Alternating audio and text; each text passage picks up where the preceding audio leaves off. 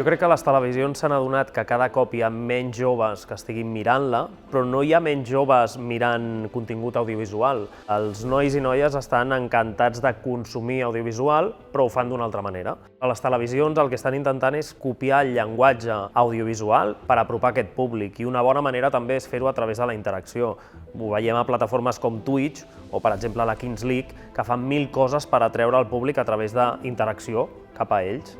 Des de YouPlanet, el nostre core és connectar audiències amb marques, i nosaltres el que estem fent des de produccions és fer continguts que tinguin un to digital. Una de les produccions on posem de manifest aquesta interactivitat és el Random, cinema públic jove.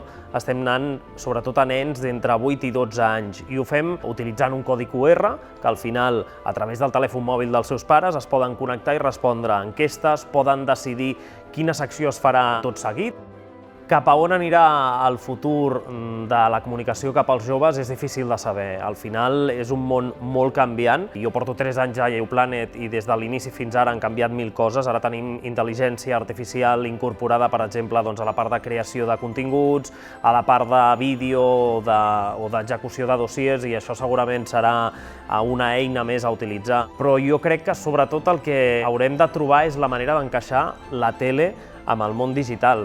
És a dir, si volem que els joves tornin a la televisió, hem d'incloure les persones, els seus prescriptors, a la tele, i ho hem de fer d'una manera natural, és a dir, amb el seu llenguatge i amb les seves eines.